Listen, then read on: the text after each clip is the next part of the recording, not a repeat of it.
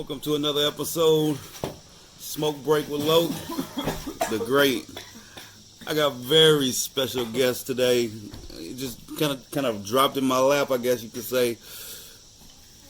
Entrepreneur, business owner, Andre Hayes. How are you today, baby boy? Doing all right, man. Good. Glad to be here, man.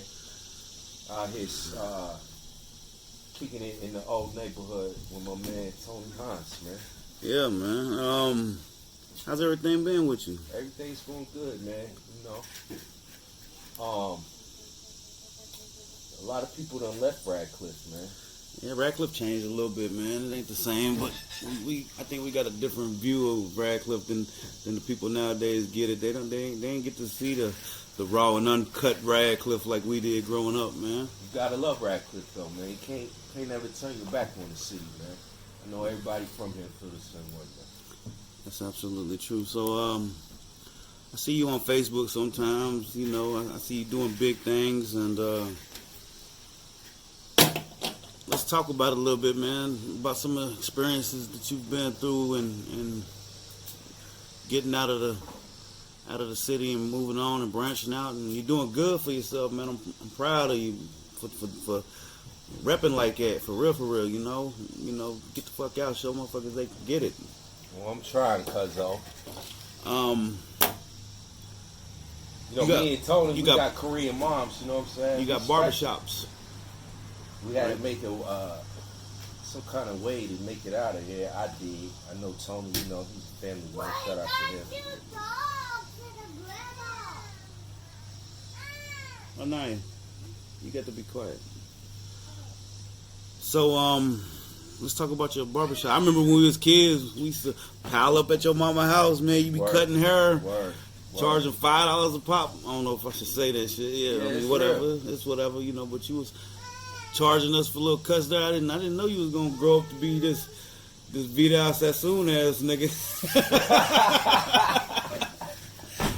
Yo, I'm trying, man. The corner barbershop, we trying to be, and we are, the largest barbershop in the world. I've been to a lot of hotels traveling in the cities. Chain. They got two things in the hotel room. They got the Bible and they got the yellow pages. Underneath yellow pages, underneath barbers, there's always a super cuts, a master cuts, a sports clips, fantastic Sam's.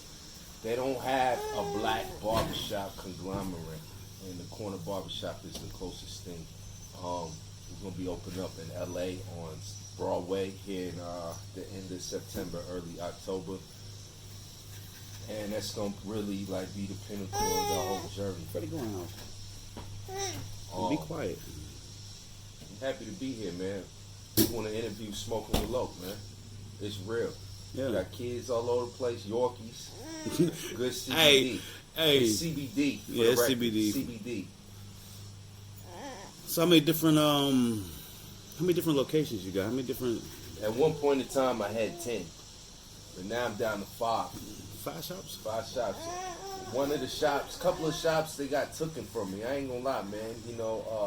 It's extortion, man. The corporate world. Once you're on a temporary lease and you're not on a permanent lease, if another tenant comes in there and gives them a high offer, they all about the money. And it's too much blackness, and some of the malls don't like that. And I'm being honest, man. I'm looking dead in the camera. Some of you malls, I ain't gonna say no names, but you're never gonna extort me. Next question. Yeah. We got 5 remaining shops. 5 remaining shops. Where are the locations? Locations is in Panama City Beach, Florida. The Governor Square Mall in Tallahassee. The Peachtree Mall in Columbus, Georgia. Mall St. Matthews in Louisville, Kentucky. And like I said, we're going to open up downtown LA at Broadway beginning in October. That's big, man. That's real big. How many shops you think you're going to try to finish with? 100? You know what? To be honest, I think I'm going to take a little break after this LA thing, man, for real. Yeah. It's been a long journey, man, for real. It's still big, man. It's like the McDonald's of haircuts, nigga. Like I said, we trying, and I challenge everybody watching this to find a black barbershop conglomerate. You need to drop one in Korea. Facts. One in Puerto Rico. One location outside of America automatically entitles you as international. Then you're an international nigga. Like Austin Powers or something. International man of mystery. Man, we smoking with Lunk, man. Hey, that's what we doing, man. So, next question. Next question. Damn, he puts it on the interviewer. You see that lighter? Yeah. So, I see you be in the hip hop scene a little bit, man. You know, you might be at events and stuff. So, who's your top 5 right now? Well, who's your top 5 period? Let's talk music a little bit. You know we do music. That's a good question. Let's hear your top 5. Top man. 5 in the lyric. It goes like this, real quick. Currency, West Side Gun, Conway, Benny the Butcher. Man, I'm gonna have to throw Freddie Gibbs in there, man. Freddie Gibbs. Freddie Gibbs, man. That's it. If I didn't mention you, you didn't make the top 5. That's your current top 5? Top 5, man. One more time. Currency, West Side Gun, Conway, Benny the Butcher, and Freddie Gibbs. Yeah. You been to their shows? No. You ain't never been to none of them shows? I've been to Currency show at the Nova. This shit was crazy. It was dope. It was smoked out in there, man, for real. The whole building was smoked out. He put a good show, too. He talked to the crowd. He make niggas laugh, man. He's a good dude, man, for real. Straight up. Shit.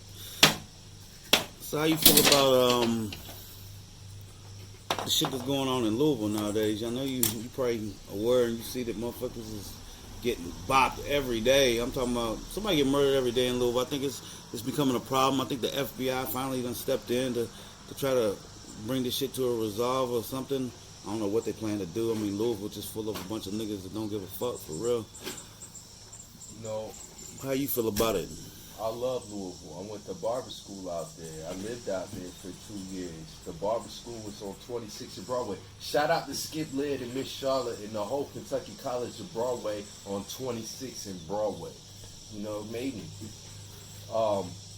But I feel what you're saying. It's a problem, man. People, y'all gotta stop the violence, man. There's no job opportunities out there, and I feel as if people are getting in dangerous situations under money, man, for real. And I think that the city needs to do something as far as, like, on a serious note, job opportunities, for real. That's another reason why I won't move back. I will move back, but I know that I can't drive my car around the city. You know, I don't want to be no target, you know what I'm saying? And that's real. We're going to keep that on the interview, too. You know, we ain't going to edit that right there, for real. You ain't edit much. That's real. I ain't trying to go down the street and be like, oh, there you go. You know what I'm saying? Right. So that's the reason why I moved to L.A., you know, so I could blend in, you know what I'm saying? Is that where you posting up at for a little bit? LA till you get your shit jumping? LA, man, that's where it's at, man, for real.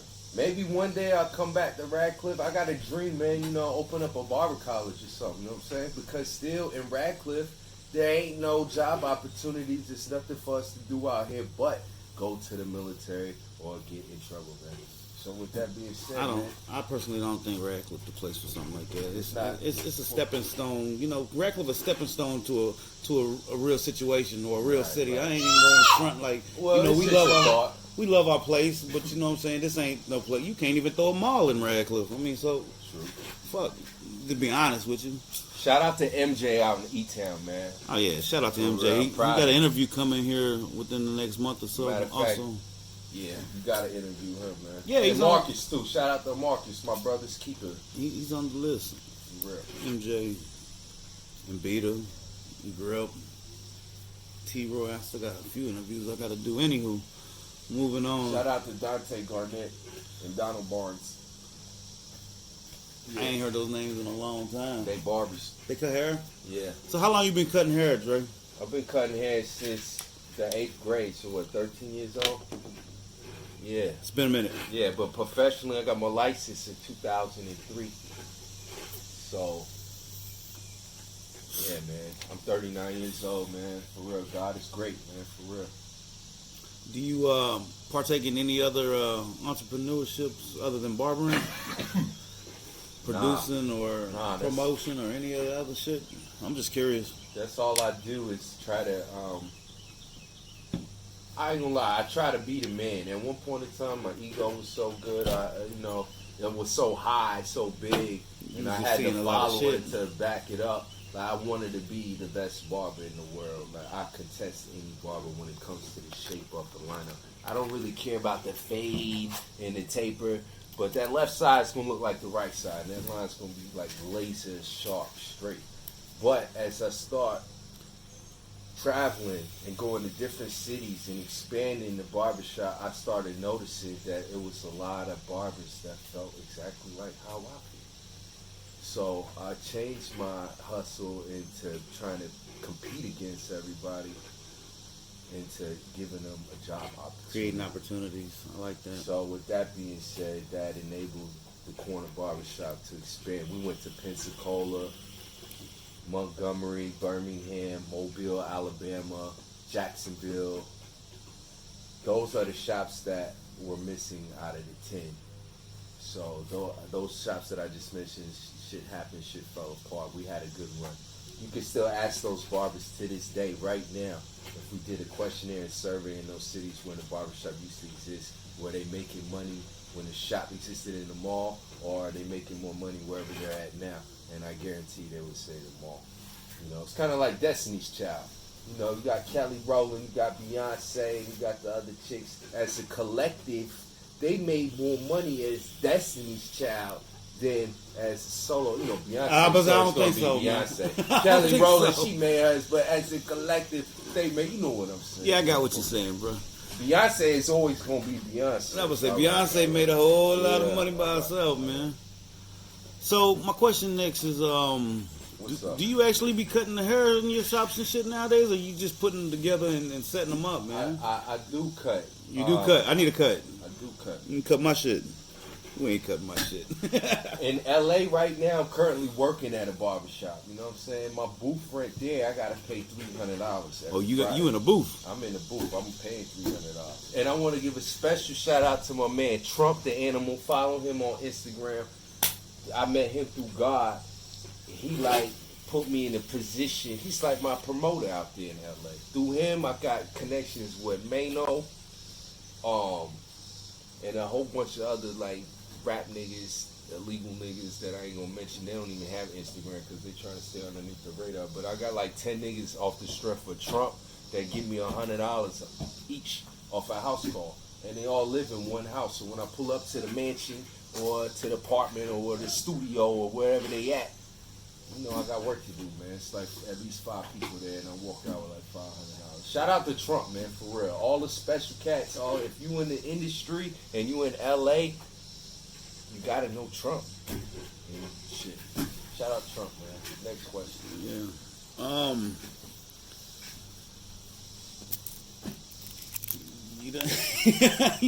You done brought me to the quiet, man. To the quiet? Yeah. You talk to anybody around the area still? I know you might come back to visit family and I always reach out to Corey Barnes. That's my guy right there, for real. Sebo. Sebo. Special shout out to Sebo. I want to give a special shout out to motherfucking Monster, Sean Langley. You got a gift, bro, with the grill, bro.